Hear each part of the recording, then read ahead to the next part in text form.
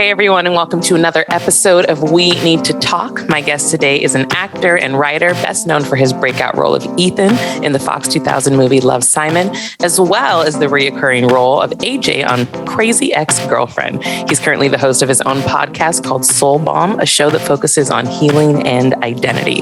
Clark Moore, welcome to the show. Hi, Malynd. Thanks for having me. Of course. I'm glad we finally get to chat. I know. I love a long-form conversation, and what better way to do it than in front of an audience? Absolutely. So I know that you grew up in Atlanta, Georgia, and I've actually never been to Atlanta. It's definitely on my list of places to go. And, you know, Georgia's been in the news a lot over the past year, as we've seen, when it comes to politics. But in terms of like culture and environment, how did growing up in Atlanta kind of shape your view of the world, but more specifically this country? And then were those views altered in any way when you moved out west into what people would consider a more liberal area? I think with Atlanta, I mean, you definitely have to go, first of all. Oh, What's weird about it is like when you go, especially if you're not from there, everyone who arrives tells me they're shocked by how many Black people there are. And they're never saying it in like a negative way. It's just like there are very few places in the world, certainly major cities, where you touch down and you're seeing like 1-for-1 Black people and white people. And, you know, like maybe DC, there are other like southern cities or whatever, but like New York, everybody's there. Yeah. LA, it feels much more like I notice more of like a Pacific Islander lean or like Hispanic lean, you know. In Atlanta, though, like the conversation about race that I grew up with was Black and white. And part of that is because of the population. Part of that is because it's like basically 50% Black. And part of that is because that's the birthplace of the civil rights movement. Yeah. You know, the Atlanta University Center, a lot of the student, like SLIC, and a lot of the student organizations that were like at the forefront of the civil rights movement were founded and headquartered there. Martin Luther King lived there for a long time. Yeah. Coretta lived there for a long time. His descendants still live there. My mom went to college with Martin Luther King III. You know, like so much history. You are just sort of, and it's right there. It's palpable. It's in the signs of the streets. It's all around you. And so, but it's also like juxtaposed against the brutal racism of the South. Yeah. And so I think for me, growing up there, the way that it shaped my view of the world was that it made things, like, no pun intended, very black and white. You know, it was very, like, the lines were drawn. I can spot racism a mile away. And coming out west, you know, the thing is that a lot of people think because it's not the South, it's not racist. Or the same with the North, because it's not, you know, brutal lynchings and people being shot in the street for being Black. Although, LOL, those things happen there too. Right. But like, because it's not in your face, they think like, oh, well, California isn't racist. Los Angeles isn't racist. And I'm like, well, my racism radar is finely tuned. Right. So I can tell that it's not a coincidence. Yeah, and that's why I prefaced it by saying some would think a more liberal area. Yes. Exactly. Yeah, and I'm like, you know, it's not a coincidence that you, this hostess has seated 10 white parties without reservations before they seated us, and then when they finally do, they seat us in the back. You know, like that happens to me all the time in Los Angeles, and people just, you know, they think it doesn't exist here. So it definitely made me keenly aware of all of the different types of racism that we experience on a daily basis. I think what we suffer from specifically in California, because it is mainly a blue state, most elections, at least in my lifetime, it's always been a blue state. And I think we suffer from this thought process that if you are more liberal leaning, that you are somehow absolved of those views. But people don't realize how much implicit bias they actually have, especially when it comes to people of color. It doesn't matter how liberal you are. I mean, even people of color have those implicit biases, specifically with the Black community. So I do laugh when I see, I hate to say this, but some people's true colors come out, especially if they're more liberal leaning. And I definitely feel like I saw that a lot in the last year, you know? All those conversations that we were having, I was like, oh, wait, what you're saying this, like, but you lean this way, you know? It's very eye-opening. But yes, there are definitely super red pockets in California. I've realized. I didn't realize how many there were actually, but there's a lot of them. I just went to Big Bear a couple of months ago. I shot an indie in sort of like at this campsite in Big Bear for 2 weeks, and we were staying in Sugarloaf, which is like a town next to Big Bear. And you know, I've never been up there. I've been to Mammoth. I've been to Tahoe. So I was thinking like, it's a ski town. It's a California ski town, right?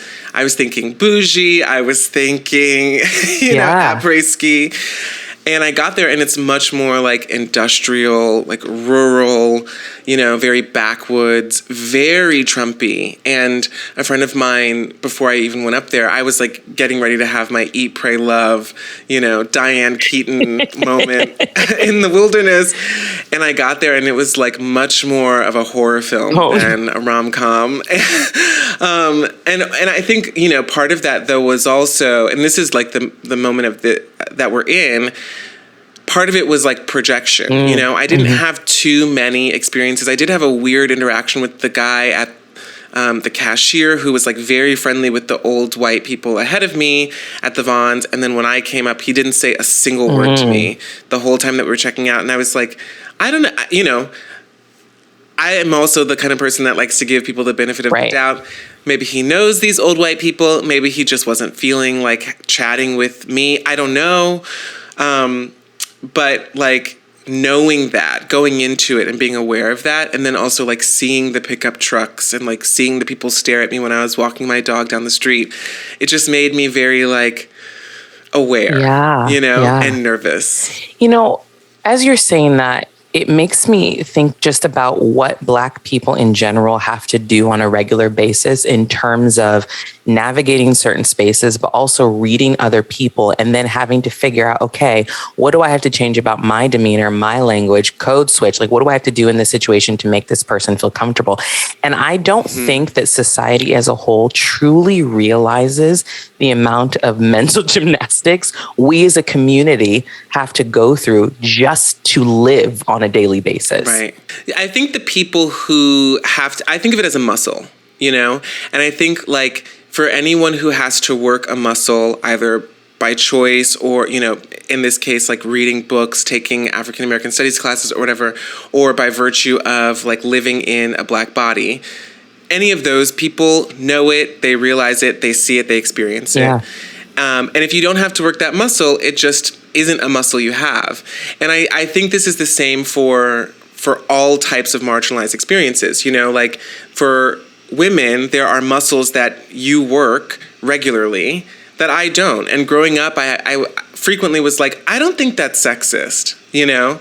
And like pushing back on someone who's like, like, you don't think it's sexist? I know it's sexist. Like, and having to have that conversation now where it's like, I don't engage with that anymore. I'm not going to convince you, white person, that this is, you know, this isn't a debate. This is not my job to teach you or to explain it to you in a way that makes you feel like, oh, I guess you're right. You know, you are not the arbiter of whether something is racist or not just because you are in the position of power.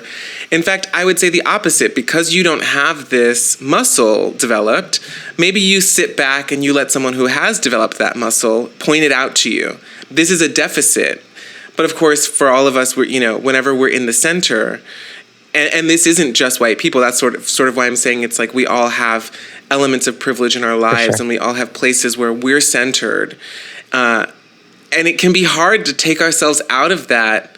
I feel that with disability and with ableism, you know, where I like find myself pushing back and I'm like, well, is that ableist? And like, let me determine whether it is or not. And it's like, wait, this isn't my thing to determine. I'm not in the center of this conversation. But that's a hard thing to do. Decentering yourself is like anathema to our existence. Absolutely. And then I've also noticed there are attempts made to try and connect, like, oh yeah, this also happened to me. It's like, no, it's not even close to me to what the situation is they're talking about. No, don't make that comparison. Have you ever had that situation? Constantly. It's crazy. So in your circles, how have these conversations been? Because I know I still have friends that are very uncomfortable with having these conversations, even though they are trying, but it is taking them a longer time than I would have hoped to kind of step their foot into this pool of having these uncomfortable conversations, specifically surrounding race.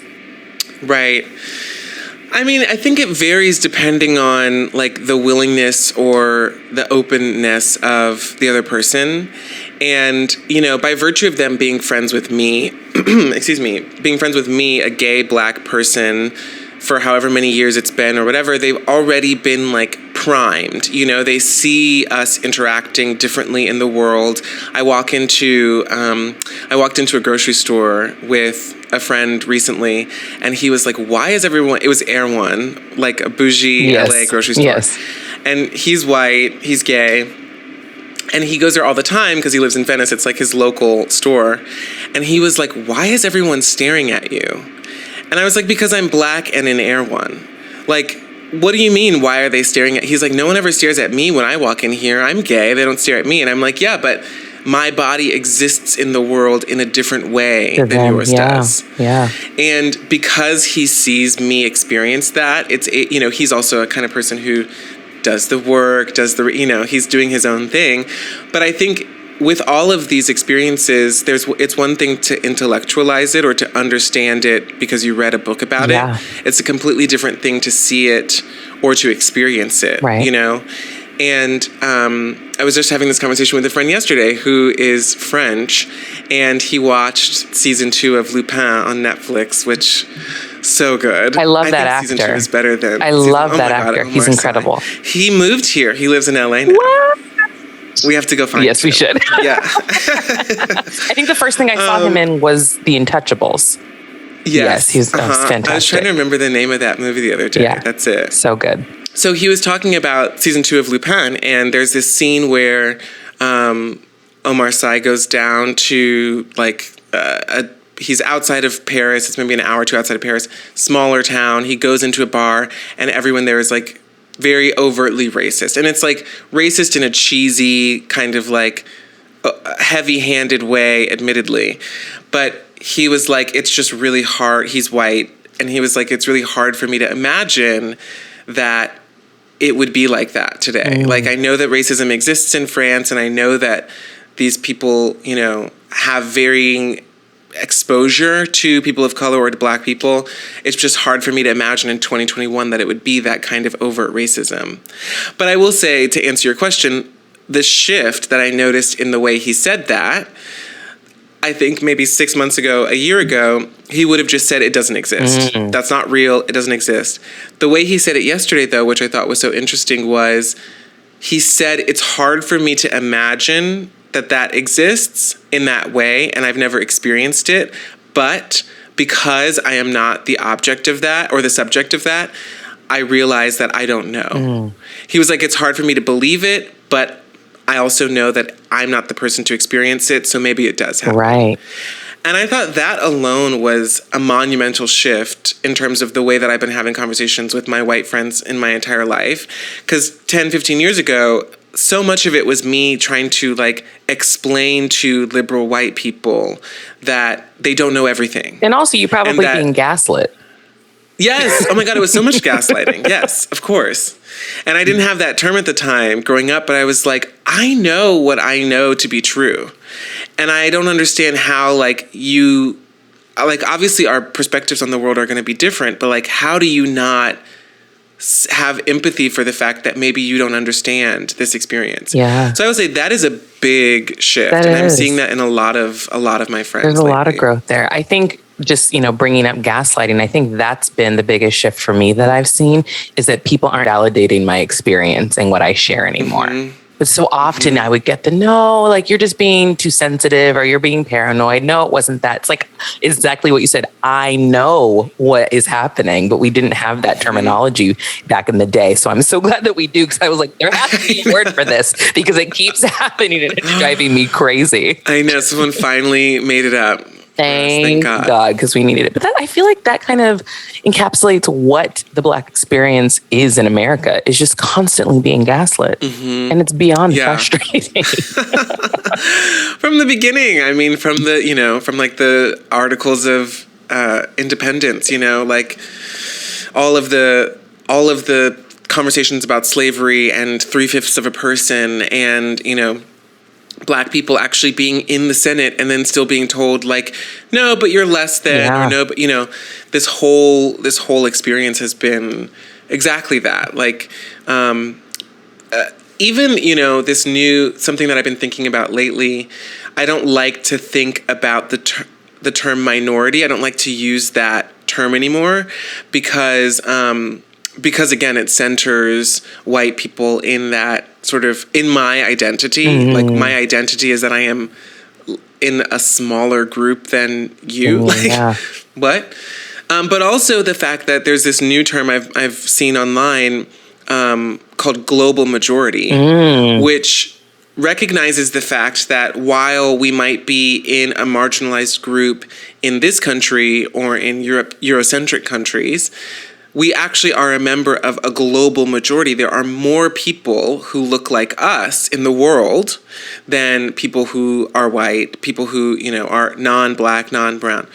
And that recentering of like seeing myself not as less than within the context of this, space, but rather as a part of a much larger collective in the context of the whole world. Is really empowering and has been an internal shift for me recently. I think that's beautiful. I haven't seen that phrase yet, but I love that. Whoever coined that, thank you. Yeah, I wish I had a source for it. I first saw it on the Instagram of Kwame Kwei-Armah, who is I think he's the artistic director of the Young Vic Theatre in the UK. I think it's a British phrase maybe, or like a term that, surprise, we haven't started using here in America yet. Yeah. But it just like acknowledges, this larger connectedness of the diaspora, of sort of like how we got to where we are today as Black people, as displaced Black people. And that I think these shifts are having to happen both externally, in my friend groups in order for me to stay friends with these people, but it's also me having to change the way I see myself in the world. Absolutely. I want to backtrack a little bit and talk a little bit about your acting career. When you were in Atlanta, were you exposed to the arts and that's kind of what set you on this path, or was acting something that fell into your lap later on? It happened right away. So I was, I have always been drawn to performance, and my kindergarten was doing plays, and my mom was like, I was always trying to be the star of the kindergarten play, like we were doing a nursery rhyme and I had to be the lead. And then when I was 7, my cousin, who is now a producer in New York, at the time she was like 15. She was a counselor at this performing arts camp, and my parents wanted to get rid of me for a week because I was a lot as a child. So I went away to sleepaway camp at 7, if you can imagine, and I loved it. I fell in love with like improv and mime and juggling, and it was like, one of those things that you look back on summer. And remember, for summer camp, they would send you like your packing list. Yes. And you have to bring like 2 tennis shoes and shorts and swim trunks. And most of the camps that I went to were always like, hiking shoes or tennis shoes, formal shoes for a dance. For a performing arts camp, though, it was like scarves and hacky sacks or juggling balls, bowling pins to juggle, or like masks, various costumes, hats. Those were the things on the packing list, and I was just like, oh my God, these are my people. And so I actually started right away. They also had this cool thing where you could it was called Monologue Night, and it was Thursday nights. You would do a monologue. You had the full week to prepare with counselors and with the teachers, and then they would bring in agents, managers, casting directors, and they would sit in the audience, and you would perform your monologue. And then at the end, you would go around and you would like have conversations with all these people. And I got a manager from it. I got an agent from it. So my parents sent me away to summer camp, and I came back literally with an agent.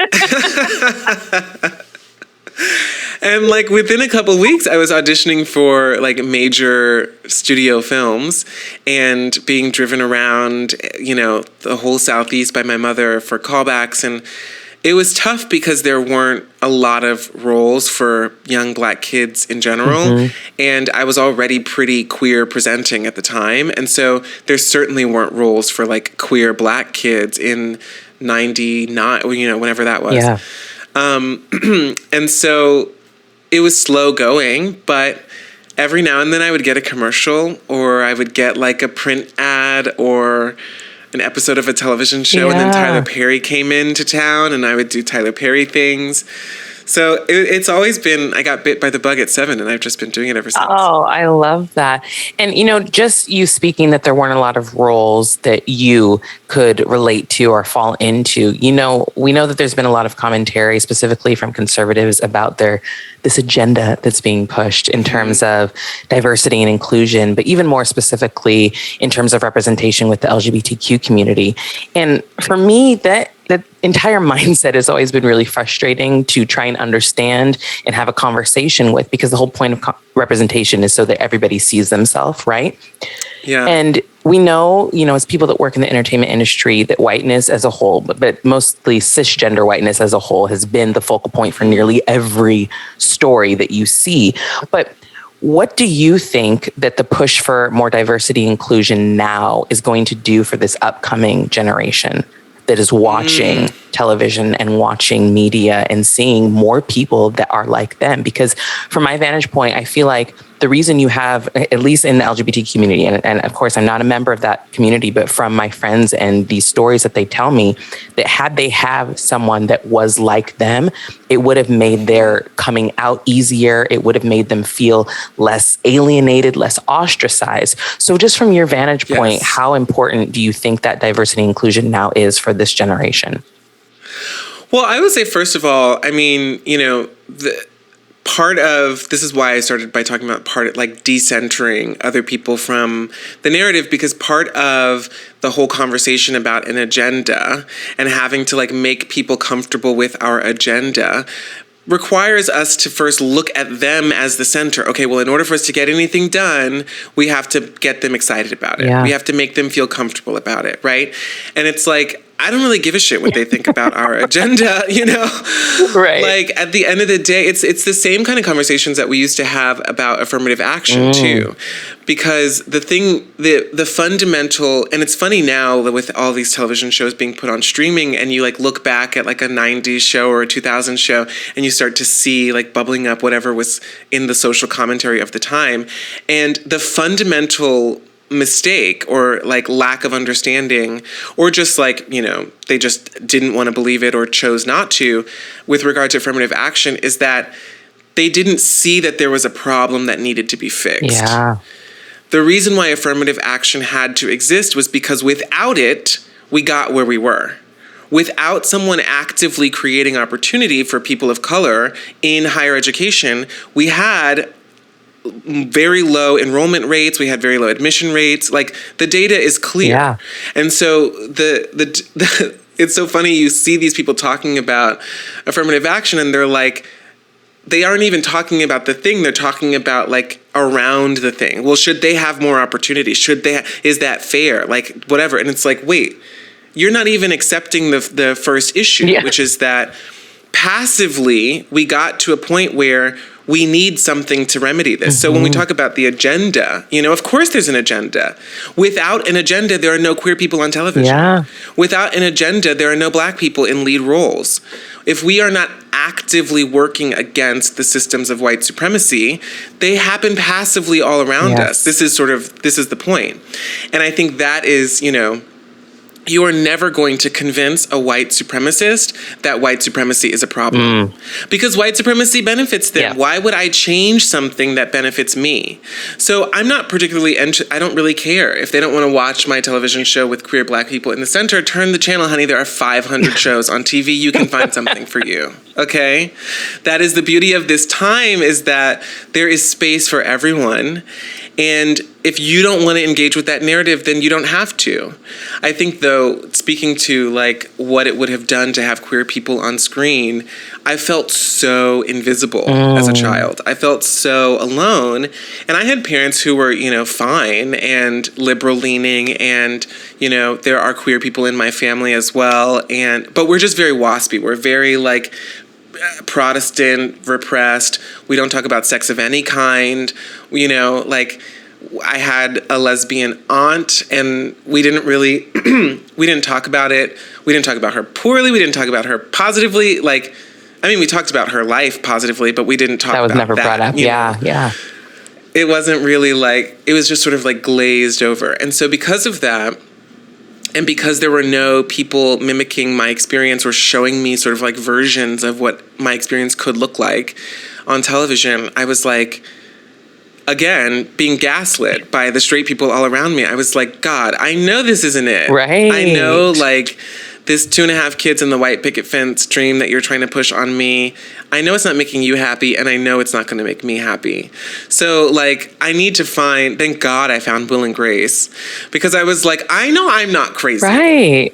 Yeah. Y'all are the crazy ones. Y'all are the pod people in suburbia. Not the pod people. Not the pod people. But it's so funny. Yeah, I completely agree with how you explained that, yes, there is an agenda. But the other thing is, when you talk about white privilege, for example, they're indirectly admitting that they have it by saying, we're getting pushed out. Do you not know what you are saying when you say that?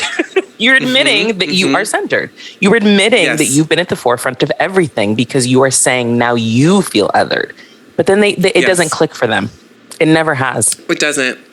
And that comes back to that thing about fundamentally asking them for permission to be equal, asking them to grant us the validation that we deserve to have more, as opposed to working within systems if we have to, doing whatever we have to. We're now fortunately at a point where we've had decades of women rising to the top of their field, people of color rising to the top of their field. That's why it's so slow going, because at the end of the day, we need all kinds of people in decision-making roles in order for all kinds of people to be represented and to be. It's just the way human nature works. We gravitate towards people in the same way why representation matters and we want to see ourselves on screen. We gravitate towards people who have, similar experiences. There's just something about them. I don't know, that sort of je ne sais quoi that you get when you meet someone and you're we're just kindred, Yeah. And so surprise, if all of the people in decision-making roles look the same, then the people who they just naturally gravitate towards are probably going to look like them, unless they're actively making a decision to do something other than that, to make a different choice. You brought up, shows in the 90s and early 2000s. And I want to get your opinion on this, because I know a lot of people like to bring up old content that would not necessarily fly in 2021. And I know we've talked about Friends before. And I wasn't a faithful Friends watcher. I didn't see a single episode of Friends until 2016. I know. It was late in the game, and I watched it and I laughed. I did. I enjoyed it. There were some great moments, but definitely even at that time watching it, there were moments when I was ooh, you know what I mean? I had those moments. But do you think that we should be focusing on old content, or should we be putting our energy just making sure that we're not doing that again? Because I do think that there's a benefit of, the reason I asked this, let me preface this. There was an NPR debate between two women that were talking about whether or not Friends should be allowed to be streamed. I don't know if did you hear this debate at all? I didn't. Yeah, and there was a debate about whether or not it should be streamed because of the problematic content that is within the show, which there's problematic content with almost every episode of that show. Let's just be honest, right? And I personally don't agree with removing it for people's consumption, because I do think it was a pop culture phenomenon, and I think people have ties to it. I think that we just need to look at it and say, okay, we got to make sure in 2021 and beyond, we just don't repeat that again. I think I fall probably similarly in the same space that you're in, because I mean, fundamentally, when we talk about art, we're reflecting the time. Yeah. You know, we're reflecting the social commentary that we're having at the moment. You know, it's the same thing with Sex and the City. You know, anytime you're like reflecting conversations that people are having in their personal lives on television, it's not going to age well. There are things that like we look back on now and we're like, okay, we still sort of agree with that, or like, oh, that was sort of right on the money. But fast forward 20, 30, 50 years from now, there will be plenty of things that we're talking about today. There are plenty of things that I'm saying, I'm sure, that in a few decades, people are going to be like, actually, no, we no longer believe that. We no longer agree with that. And not only do I think that's fine, I think that is part of the process. Yeah. I think part of cultural growth and evolution is that we build on what comes before us. And so we can look back on things and we can condemn people, certainly people who knew what they were doing was wrong at the time, you know, like we look back on, I keep going back to the founding of the country for some reason. I don't know. I'm in like a revolutionary space today. But we can look back on that time and be like, the people who were engaging in slavery at the time knew what they were doing was wrong. Right. And many of them, not only because like, you know, I think a lot of the conversation growing up was like, well, it was cultural, it was what, and also I'm from the South, so like keep that with a grain of salt. Yeah. But like, you know, it was, they didn't know what they were doing was bad, or like everyone was doing it, so it wasn't like, you know, of course now we know slavery was bad, but we didn't know then. Fast forward, now we've had enough scholarship to realize like, no, that people were actively debating slavery during the time. There were plenty of people who were white and in positions of power who knew it was wrong and who were not engaging with it, and who were, and that's like, the whole point of the Civil War, right? Is like half the people were like, there is something problematic here. 100%. Well, there's people that still think that slavery wasn't a bad thing. I don't know if you saw that Chelsea Handler Netflix. I have seen that, and I know those people. Yeah. My mind was blown. Like the slaves weren't treated. They were like Big Mama. They were like a part of the family. They believe this. They do. And I know plenty of people who like either believed that growing up or who have family members who believe that. And, you know, part of that is like making peace with a traumatic and dark history in their personal lineage. And a lot of it is just delusion and like an unwillingness to accept that reality. But I think ultimately, when we're talking about Friends, especially, it's important to have examples of what not to do, as well as, like, I do not believe in censorship, like, full stop. You know, I think that it definitely needs to be seen through a lens of this is problematic because, or these are the issues. That was, you know, when we were talking about the Friends reunion, that was what was frustrating to me about that reunion, was their, like, unwillingness to acknowledge the fact that there were no black people in their show set in New York City in the 90s. Like in what world? Literally, I call Friends my favorite science fiction show for that very reason, because it's like, it could not be in this universe. There's no world in which that exists in this world. Oh my gosh. And it was not the fact that there weren't black people on the show in a substantial way, because we had Aisha Tyler, we had Gabrielle Union. It was the fact that, one, neither of them were involved in the reunion, which I thought was conspicuous. And two, that they didn't acknowledge it at all in the talking head element. They didn't, you know, they said they saw everyone for all of these roles.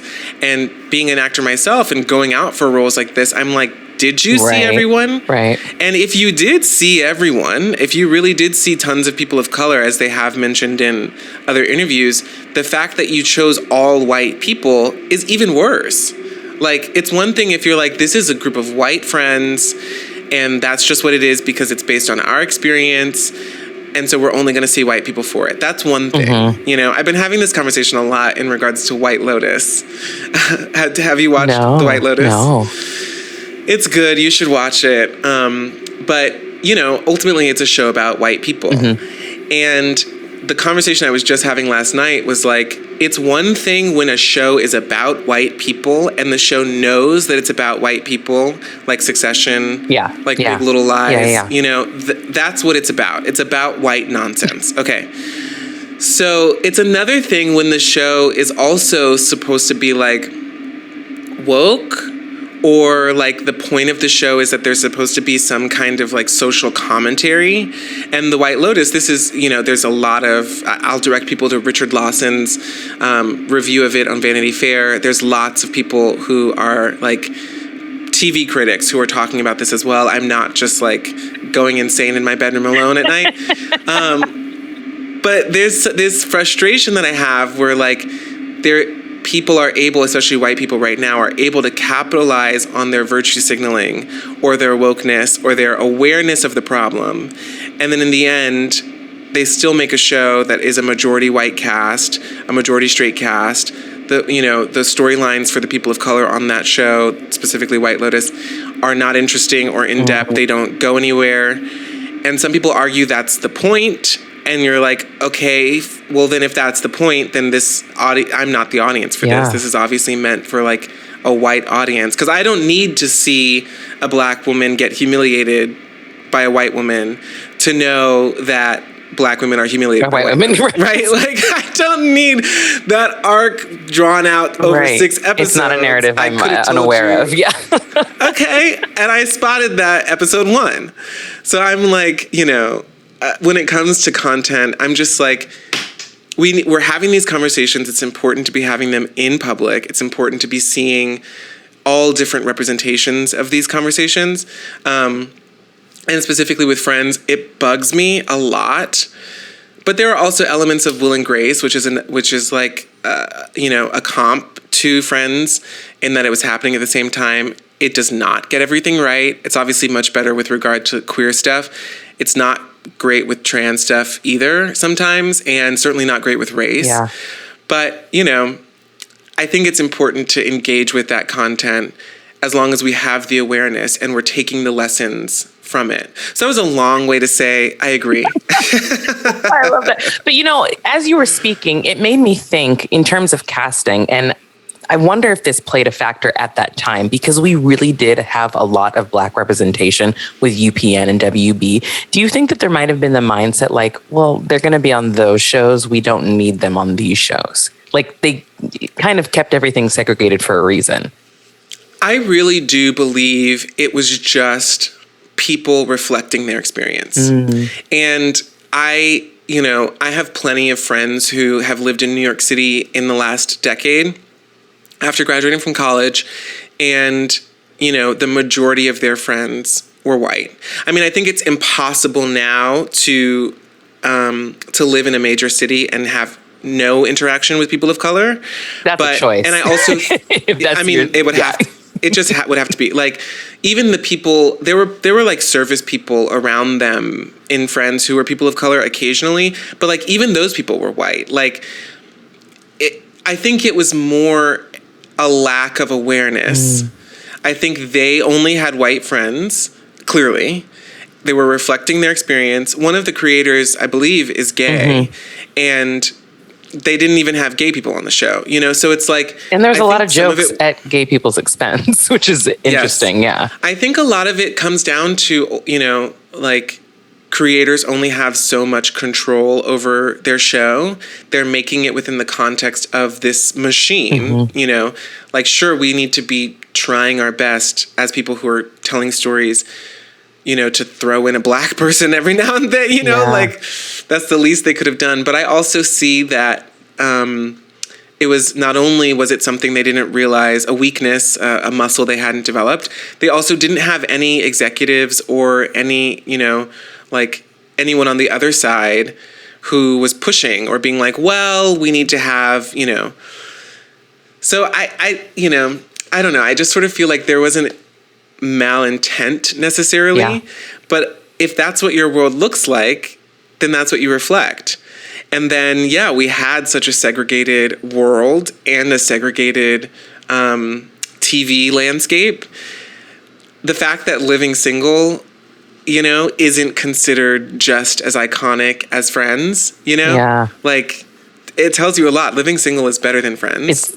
Hot take. Love it. I would watch Living Single over and over and over again. And what's funny is, like, a lot of my white friends did watch Living Single growing up because it was just so good, and they found it on UPN or whatever. And now it's on Hulu, I think, and a lot of them are watching and they're like, how have I never seen this show before? Yeah. How did I never hear about this? But yeah, that's exactly what we've been talking about. If there are only white people in decision-making spaces, so at the network, at the studio, white people writing it, white people in media writing about the shows that they're watching, white people in the offices talking about the shows that they're watching. Yeah. Like, that's how the system was created. And it's like, it keeps everyone out. Yeah. And so that's why, like, the cracks in the system, now you start to see things leaking through. That's my best theory. No, I love it. I love that. But one of the things also that I feel like I struggle with is people finding the balance of having representation versus having representation just for the sake of having it. Like, I don't think you should just, like you said, plop a Black person into the story. It's like, well, why? You know what I mean? And like, so for you, how do you think the entertainment industry will get past that? Because I feel, one, that's performative, but also it's just kind of, you're checking a box, and it's like, we're more than just boxes. I mean, I think this is why we have to tell our own stories, because...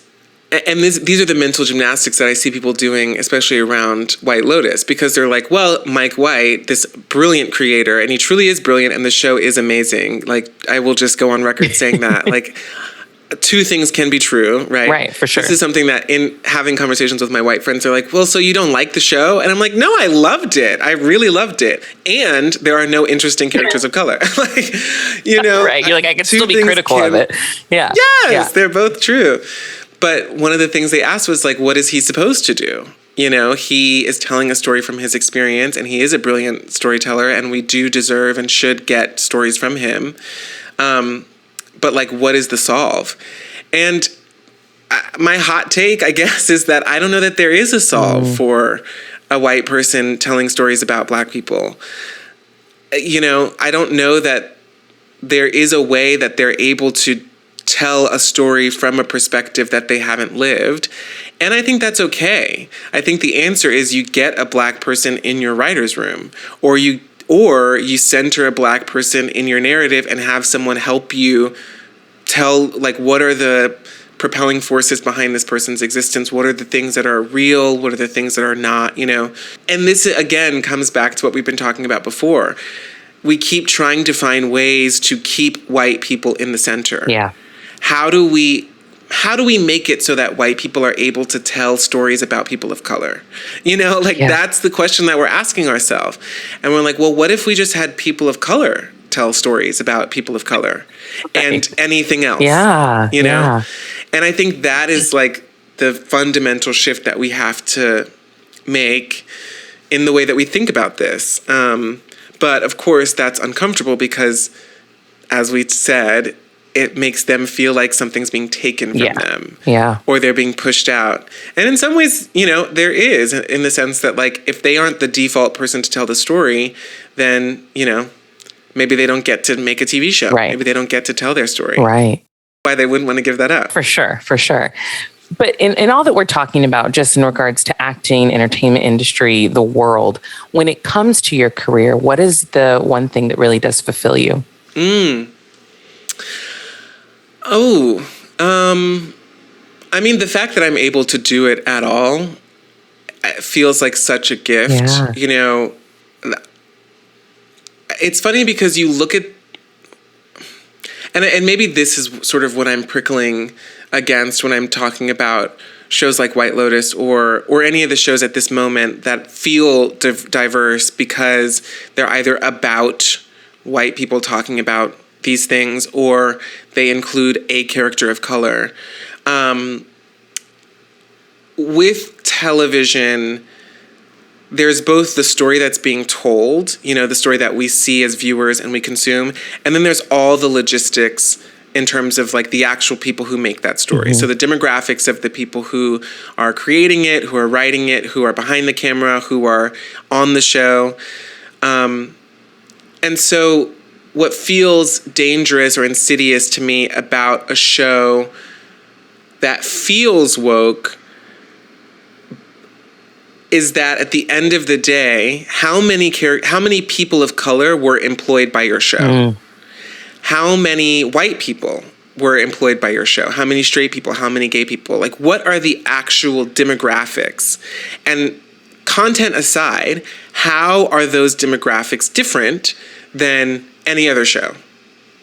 And if looking at the data between two shows, regardless of what the content is about, if the top 5 people are all white, if the majority of the cast is white, if there are only people of color in token roles, then it doesn't matter if your show is about race and class and society.